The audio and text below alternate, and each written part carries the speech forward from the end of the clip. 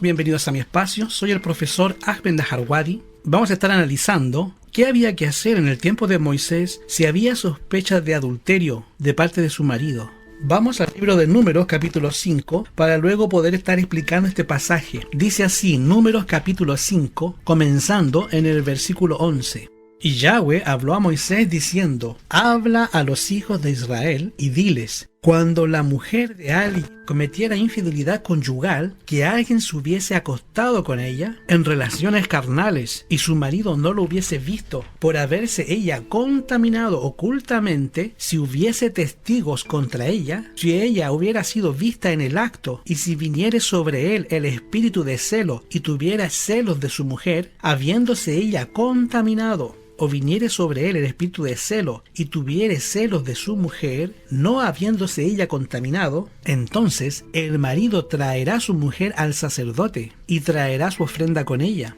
La 10ª parte de un efa de harina de cebada. Una 10ª parte era como 2,25 litros más o menos. Y habla de harina de cebada porque era el más barato y era el que era usado por los pobres. Y dice que la 10ª parte del efa, o sea 2,25 litros de harina de cebada, no echará sobre ella aceite, que es un símbolo de la alegría, ni pondrá sobre ella bajur, incienso, porque es presente de celo. ¿Por qué de celo? Porque él no ofrenda a Yahweh y al hombre. Presente u ofrenda de recordación que trae en memoria del pecado. Y el sacerdote la hará acercar y la hará poner delante de Yahweh. Luego tomará el sacerdote del agua santa. Ahora, ¿por qué se le llama agua santa? Porque el agua que tomaban los sacerdotes, que era de las abluciones, había un lavacro en la puerta del tabernáculo donde los sacerdotes continuamente se lavaban para poder ministrar. Ellos necesitaban hacer una purificación y también lo hacían después de ministrar. Y este lavacro, esta agua limpia, era tomada parte de esa agua, por eso se llamaba agua santa, porque era consumida en un vaso de barro. ¿Y por qué el vaso de barro? Porque el barro es un símbolo de la mujer que era acusada de adulterio. Tomará también el sacerdote del polvo que hubiera en el suelo del tabernáculo y lo echará en el agua. Y hará el sacerdote estar en pie a la mujer delante de Yahweh y descubrirá la cabeza de la mujer. Este descubrimiento de la cabeza es un ademán de vergüenza, según Levíticos 10, versículo 6, porque la mujer del pueblo de Yahweh siempre se cubre la cabeza. Entonces pondrá sobre sus manos el presente de la recordación, que es el presente de celo, y el sacerdote tendrá en la mano las aguas amargas que acarrean maldición. Quisiera aclarar que realmente esas aguas no eran amargas. El original hebreo que dice ahí como amarga es amargura. El agua o las aguas no eran amargas, sino que eran de resultados amargos para el culpable, en este caso la mujer. El agua no era amarga, sino que era amarga en consecuencias hacia el infractor. Verso 19. Y el sacerdote la conjugará y le dirá, si ninguno hubiera dormido contigo, y si no te has apartado de tu marido, en hebreo dice bajo de tu marido, o sea en cama, o bajo la supervisión de él, a inmundicia libre sea de estas aguas amargas que traen maldición. Mas si se ha descarriado bajo el techo de su marido, y te has amancillado, y alguien hubiere tenido coito contigo, fuera de tu marido, el sacerdote conjurará a la mujer con juramento de maldición, y dirá a la mujer, Yahweh te dé en maldición, y en conjugación, en medio de tu pueblo, haciendo Yahweh a tus muslos que caigan, y a tu vientre que se te hinche. ¿Por qué el muslo? Porque el muslo comienza donde están los órganos genitales femeninos y se está refiriendo a que no diera a luz un niño sano. De ahí que menciona que Yahweh haga que tu muslo caiga, que no para un hijo sano y el vientre se te hinche. Y estas aguas que dan maldición entren en tus entrañas y hagan hinchar tu vientre y caer tu muslo, o sea, la capacidad de procreación. Y la mujer dirá, así sea, omein, omein. Y el sacerdote escribirá estas maldiciones en un libro y las va a borrar con las aguas amargas. No eran amargas, sino que los resultados eran los amargos hacia el infractor. Verso 24. Y dará a beber a la mujer las aguas amargas que traen maldición. Tiene que darse después de la ofrenda. Y las aguas que obran maldición que están en ellas por amargas. Después tomará el sacerdote de la mano de la mujer el presente de los celos. ¿Por qué? Porque era un presente que afectaba tanto a Yahweh como al marido. Esta mujer que estaba en sospecha de adulterio.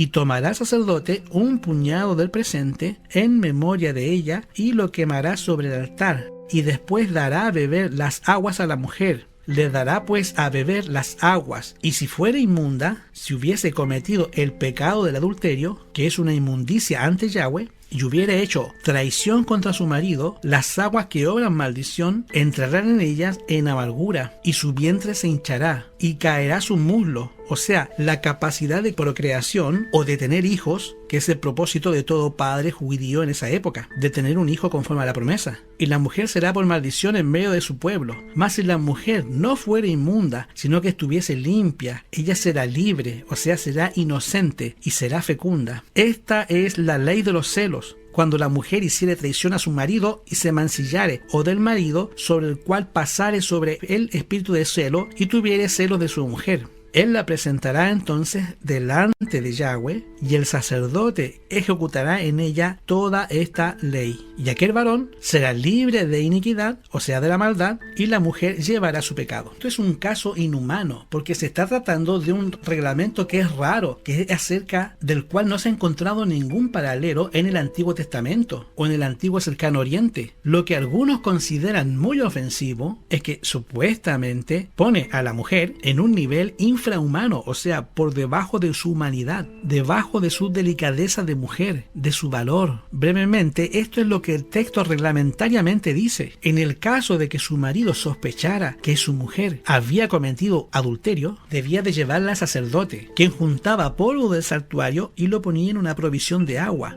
Luego, él pronunciaba y escribía una maldición en contra de ella, la que luego era lavada en el agua. La mujer entonces pronunciaba un juramento. Si era culpable la mujer, su abdomen se hincharía y supuestamente quedaría estéril. Otros detalles que aparecen en este texto también son un poco difíciles de interpretar, pero hay muchos eruditos que piensan que este texto describe el juicio de Yahweh, y es así también que yo lo veo, porque el gobierno del tiempo de Moisés era un gobierno teocrático, en el cual Yahweh ejecutaba los juicios en su pueblo y se basaba no solamente en lo que la gente hacía, sino también en la intencionalidad de por qué hacía las cosas. Estos juicios eran muy comunes en el mundo antiguo, y el fin era establecer culpa o inocencia, valiéndose de la intervención divina. Y también incluía un examen físico. Y vamos a poner un ejemplo. Una persona tiene que llevar en su mano un objeto muy caliente por una distancia determinada. El fracaso en este juicio de Yahweh, en el caso de las penas que por sospechas de adulterio, habiendo sido estipulado por el mismo Elohim, los eruditos técnicamente no lo consideran como una prueba severa. ¿Por qué? Porque Yahweh tomó en cuenta no solamente el acto, sino también toma en cuenta la intención del corazón del pecador y por qué se produjo el pecado o esa acción en el penitente. Pero ellos prefieren denominarla un juramento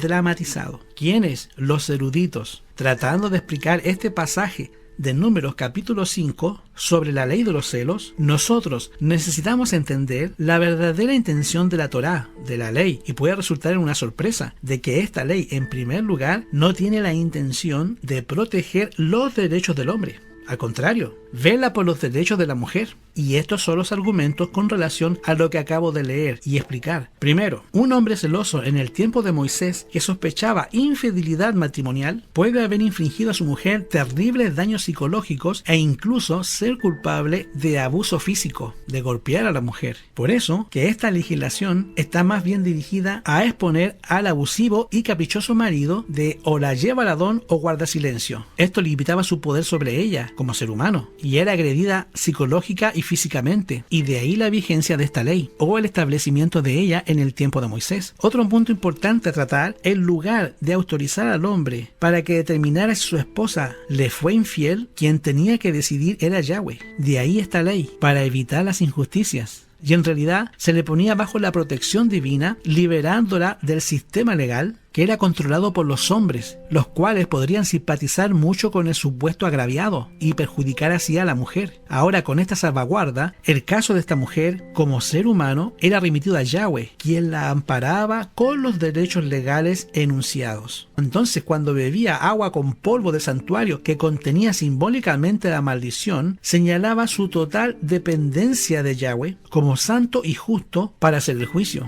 Otro asunto, esta ley instaba al marido a seguir el único procedimiento singular que existía en esa época. Si el ladrón la declaraba inocente, no se contemplaba ningún castigo, aunque el marido dudara que el procedimiento acabaría con las acusaciones de su compañera. A la mujer se le instaba a participar, por cuanto de este modo su suerte quedaba en las manos de Yahweh, y en consecuencia de los hombres no se les permitía matarla por la acusación de adulterio. Su pecado probablemente le produciría esterilidad y la llevaría a la separación del marido, pero no le acarrearía la muerte. O sea, si esta mujer, con esta ley, por sospecha de adulterio y fornicación, fíjate que es por sospecha, la única persona que podía acusarla era su marido. Entonces, si en esta ley se encontraba que la mujer era culpable, tenía la maldición de no ser madre, porque ella jamás iba a parir un hijo, y toda mujer judía esperaba que de su vientre naciera el Mesías, de Génesis 3:15, pero el pecado le iba a producir a esta mujer imposibilidad de gestación y productividad humana, y esto la iba a conllevar a la separación definitiva, es a saber, el divorcio, pero el marido no la podía matar. Por eso es que esta ley aparentemente abusiva y aparentemente inhumana, fíjate cuánto protegía a esta mujer acusada de sospecha de adulterio. Si esta ley se aplicara hoy día, ¿cuántos hermanos que ponen a sus mujeres a hacerlo mano para casarse con otra? Otro punto, hermano, en la legislación de algunos países del cercano oriente, todo miembro de la comunidad podía acusar a cualquier mujer sospechosa de adulterio. En la legislación bíblica estamos tomando cuenta en este estudio, el único autorizado a formular la acusación era el marido de la mujer sospechosa de adulterio. De este modo, se impedía que la comunidad ejerciera control social indebido sobre cualquier mujer, con la finalidad de victimarla y en consecuencia producirle la muerte por lapidación o apiedramiento. Por eso, esta aparente ley inhumana de darle a beber aguas amargas a la mujer, si no eran amargas, sino que eran amargas en las consecuencias, era una buena ley que protegía a la mujer de una falsa acusación.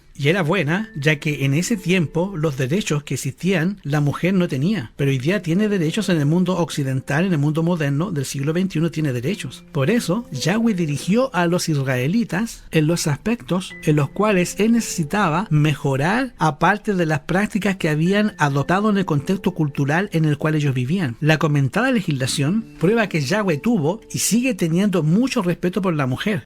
Y ahora me quiero dirigir a los hermanos que me están escuchando, a todos los hermanos varones que escuchan este canal. Hermano, ¿sabes tú que en los más de 40 años que tengo en el ministerio de enseñanza de la palabra de Yahweh, he encontrado hombres en las iglesias que se le niegan a la mujer para que ella sea forzada a que tenga relaciones sexuales con otro hombre y justificar un segundo matrimonio? Porque la Biblia no permite que la persona se divorcie y se case con una segunda esposa si la primera no le ha sido infiel. Entonces, si la mujer por incompatibilidad de caracteres es afectada con un divorcio, la Biblia es clara. Si la esposa mía y yo no nos llevamos bien, el problema se resuelve no divorciándose, sino poniéndolo los dos en oración para que Yahweh nos muestre cuáles son las cosas malas que tenemos que sacar y cómo las podemos corregir para que el matrimonio continúe hasta la muerte o hasta que Yahshua venga en gloria. Pero la Biblia dice, y te lo repito una vez más, la Biblia dice que Yahweh aborrece el divorcio. Te lo repito una tercera vez más. Yahweh aborrece el divorcio. ¿Y dónde está eso? Malaquías capítulo 2, versículos 15 y 16. Oigan bien los hermanos casados, para que respeten a sus esposas, como lo manda la Escritura. Dice así, Malaquías 2, 15 y 16. ¿Pues qué? ¿No hizo uno solo, aunque tenía la abundancia de espíritu? ¿Y por qué uno? Para que procurara una descendencia de Yahweh. Guardaos pues en vuestro espíritu, en vuestro ruaj, y contra la mujer de vuestra juventud. No seáis infieles. Verso 16. Porque Yahweh, tu Elohim, el Elohim de Israel, ha dicho que él aborrece el divorcio y cubra la iniquidad con su vestido, dice Yahweh de los ejércitos. Guardaos pues en vuestro espíritu y no seáis infieles. O sea, Yahweh aborrece el divorcio. Lo que Yahweh juntó no lo separe una sentencia de un tribunal o por mutuo consentimiento o por incompatibilidad de caracteres. Esas razones no valen para disolver un matrimonio. Solamente hay dos razones para que un matrimonio sea disuelto, según la Biblia. Y lo dice Mateo capítulo 19 y versículo 9, que dicen: Yahshua, y yo os digo que cualquiera que repudiar, la palabra repudiar significa divorciarse, Y yo digo, cualquiera que se divorcie de su mujer, que no sea por causa de pornía, de ahí viene la palabra pornografía, que se escribe porneia en griego, o se translitera así, que no fuera por fornicación y se casare con otra, comete adulterio. Y el que se casare con la divorciada, también adultera. Déjame explicarte este pasaje con relación a este asunto, porque es muy común y este texto me hacen muchas preguntas los hermanos. Mira lo que dice aquí. Mira, yo estoy casado, creo que mi esposa es una mujer seria, pero es un ser humano, y yo también soy un ser humano. Si mañana, suponiendo que yo no me lleve bien con mi esposa y que peleemos casi siempre, estoy poniendo un ejemplo para no mencionar a nadie en particular, voy a partir de mí. Supongamos que tengo 30 años de casado. Supongamos que no nos llevamos bien, que peleamos todos los días, que nos maldecimos todos los días, que nos enfrentamos a puño todos los días, suponiendo. Aún eso no justifica el divorcio.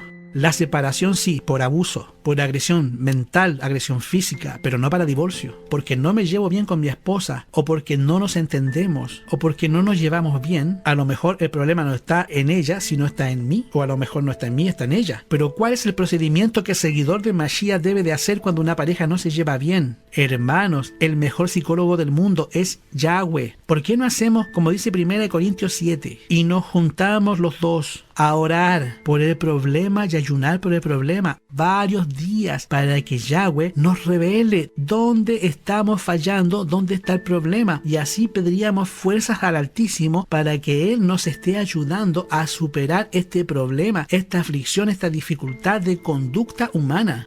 Le garantizo que Yahweh va a resolver el problema sin estar recurriendo a la disolución del matrimonio. Pero lo que pasa es que es más fácil pelear con la mujer o con el compañero que doblar las rodillas y pedir dirección a Yahweh. Lo que pasa es que queremos resolver las cosas a base de insultos, a base de humillaciones al otro. No, hermano, cuando las cosas se ponen difíciles entre marido y mujer, reúnanse los dos a orar por el problema. Y luego viene la tolerancia, el perdón, porque el diablo pone situaciones difíciles y te dice divórciate, pero eso es lo que te dice el diablo, y eso es lo que dice el enemigo a la gente: divórciate. Pero ¿por qué usted no recurre a la oración para que Yahweh le resuelva ese problema y no recurrir a una cosa que Yahweh aborrece, que es el adulterio, que es la fornicación? Según Mateo 19:9, y quiero aclarar esto, yo no puedo entender, y por favor, si se ofenden, hermanos, lo siento, discúlpenme si se ofenden, pero no puedo entender nunca cómo es posible que dos personas sirvan al mismo Elohim en una misma religión y tengan que divorciarse sin haber habido adulterio. Nunca lo podré entender, nunca lo podré comprender. Dos hermanos que guardan el sábado, que adoran al mismo Elohim, que creen lo mismo, se tengan que divorciar por incompatibilidad de caracteres. Hermanos, no lo puedo entender. Se están divorciando porque no están poniendo a Yahweh como el centro de su hogar.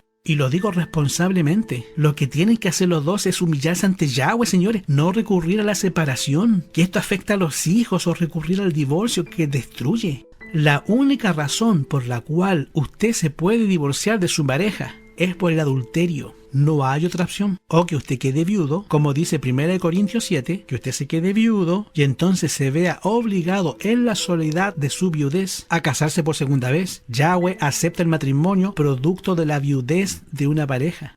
Son dos cosas las que dividen el matrimonio: es la muerte del compañero o la compañera y el adulterio. Y aún en el adulterio, la recomendación de Yahweh, la mayoría de las veces, es que el adulterio se comete en gran parte por descuido del compañero. Por ejemplo, yo sé de personas que asisten a la iglesia que cuando pelean con sus esposos, estas son personas que creen en el Mashiach, ella lo pone de castigo 6 meses. ¿Sabe lo que significa eso? Que durante 6 meses él no la puede tocar, de maldad, para que aprenda a respetarme. Hermano, y el hombre, como está cansado de su mujer, quiere una más linda, una sin arrugas, sin celulitis. Entonces, como él sabe que ella es así, débil sexualmente, la deja 1 mes sin tocarla, a ver si mete la pata con otro hombre, y justifica así que su mujer le fue infiel y se puede casar con otro. Y oiga lo que dice el apóstol Pablo con relación a esto. 1 Corintios capítulo 7, versículo 4 y versículo 5. La mujer no tiene autoridad de su propio cuerpo, sino el marido. Igualmente tampoco el marido tiene autoridad de su propio cuerpo, sino la mujer. Y no os defraudéis. La palabra defraudar en griego significa privarse de, O sea, no se priven o no se nieguen el uno al otro, a no ser por algún tiempo de mutuo consentimiento. La palabra consentimiento que aparece ahí en griego es convenio. La única razón por la cual la Biblia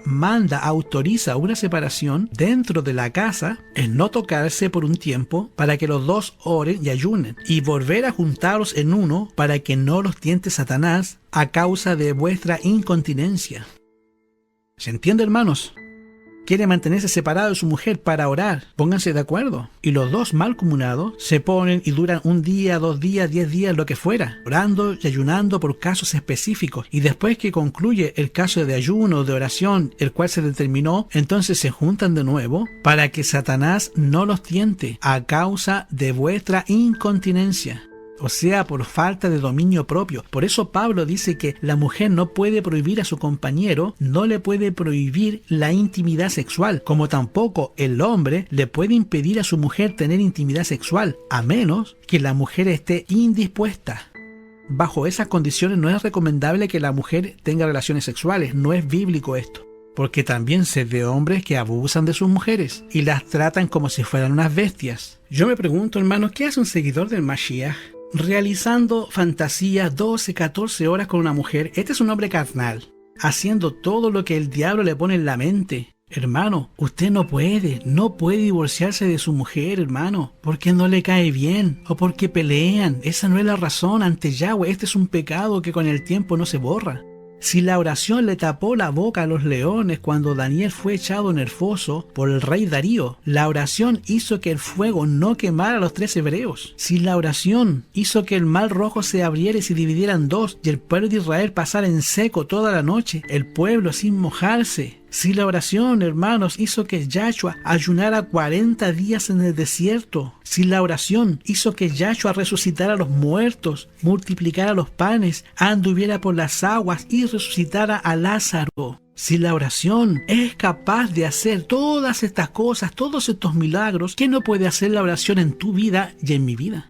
Pero es más fácil, hermano, ir donde fulanito a buscar consejería, que usted doblar las rodillas al que hizo el matrimonio, que sabe todo referente al matrimonio, que es Yahweh. Entonces, a las mujeres que ponen de castigo a su marido es un pecado ante Yahweh. Dice la Biblia, no se niegue el uno al otro, a menos que no sea por mutuo consentimiento. ¿Para qué? Para orar y ayunar y después júntense. Yahweh prohíbe que una mujer se le niegue a un hombre, a menos que ella esté enferma o esté indispuesta con su menstruación. Conozco casos de matrimonio donde pone la mujer al marido, lo pone con castigo a 6 meses, sin tocar mujer, y esa mujer se la acuesta con baby doll, se pone con bikini. Eso es una perversidad, y cuando el hombre la va a tocar, ella se aleja. Esas mujeres, hermano, que dicho sea, no es mi caso, para aclararlo, no es mi caso, pero sí he oído en consejería matrimonial hermanas que ponen castigos a su esposo, y se acuestan en baby doll, y cuando el marido le pone la mano, lo rechazan. Y lo ponen de castigo 3 meses, 4 meses, hasta 6 meses, hermano. Yo pregunto, cuando ese hombre comete el pecado, que no debe de cometerlo porque para eso está Yahweh, para no cometer ese pecado, ¿quién cree que es el culpable? En el derecho penal hay castigo por la omisión del delito. O sea, yo soy tan culpable como si mandara a matar. Ante la justicia yo soy tan culpable si yo mando a matar. Los dos somos culpables. Como lo dice el dicho, tiene la culpa el que mata la vaca como el que le agarra la pata. Para Yahweh no solamente cuenta el que comete el mal, sino que el que instiga el mal también. Si usted siendo casado porque ya la encuentra fea, porque la encuentra que está con celulitis, con mucha barriga, con mucha estría, entonces usted se casó con la mujer bonita o agradable, de piel fina, sin defecto, y el tiempo la añejó, el tiempo hizo su deterioro natural y ahora la va a dejar porque esto es una injusticia. Y para eso es que existía la ley en el antiguo Israel, para proteger a la mujer. Y te lo digo, hermano, si tu mujer no te ha sido infiel, la Biblia no te autoriza a divorciarte de ella para casarte con otra. Solamente hay 2 razones. Una, por adulterio. Si tu mujer te fue adúltera, tú puedes divorciarte de ella y casarte con otra. Aunque lo recomendable sería que tú la perdonaras. Eso es lo recomendable según la palabra de Yahweh. Pero si ella insiste en su pecado, tú te divorcias y te casas con otra en el Adón. Ahora, vamos a otro extremo. Supongamos que usted cometió adulterio, porque usted está casado con su esposa. Por debilidad o por descuido, por lo que fuere, usted comete el pecado de adulterio. Y la mujer decide divorciarse de usted. Y se divorcia. El divorcio es un acto consumado a los ojos de Yahweh. Ahora, ¿qué pasa? Si después de divorciado los dos, la parte inocente no se casa, ¿qué pasa con usted? usted no se puede casar. ¿Me está entendiendo, hermano? Si en un divorcio, repito, si usted comete adulterio a su esposa o a su esposo y la pareja afectada decide romper el matrimonio por violación al séptimo mandamiento, que dice no cometerás adulterio, entonces la persona inocente se divorcia, la parte culpable no se puede casar hasta que la parte inocente se case.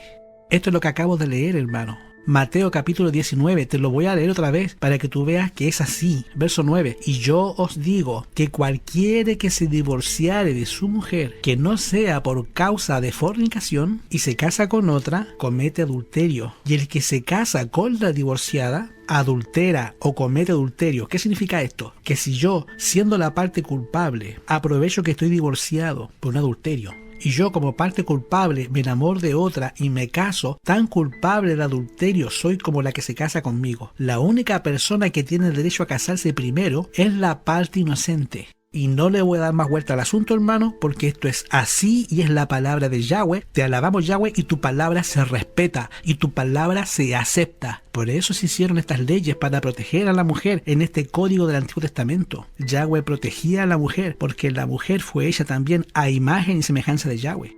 Yo espero, hermano, que este estudio ayude en gran manera a los hermanos y a las hermanas a respetar una cosa que es muy santa, el matrimonio. No juguemos con esto, hermanos. ¿Sabe por qué? Porque Yahweh dio una sentencia a los hermanos y a los maridos que son malos con sus mujeres. Primera de Pedro capítulo 3 versículo 7. Dice, vosotros maridos, habitad con ellas, según ciencia, dando respeto a la mujer como a vaso frágil y como coheredera de la gracia de la vida, para que vuestras oraciones no sean estorbadas. La oración de la esposa maltratada anula la oración hipócrita del esposo. Te lo repito una vez más. Si tú quieres que Yahweh resuelva tu vida, si quieres que Yahweh resuelva tu problema, si quieres que Yahweh responda a tu oración, trata bien a tu compañera o a tu compañero, porque la oración del esposo o la esposa maltratada anula la oración hipócrita del esposo o la esposa abusadora. La oración del esposo maltratado anula la oración hipócrita de la esposa sargento. Para ambos sexos la misma regla. Vamos a dejarlo hasta aquí. Creo que tenemos que continuar con un segundo estudio de esto. Desde ya te digo que te suscribas al canal. Si este audio, si estos temas son de bendición para tu vida, considera dejar un like y un comentario. Que Yahweh te dé shalom.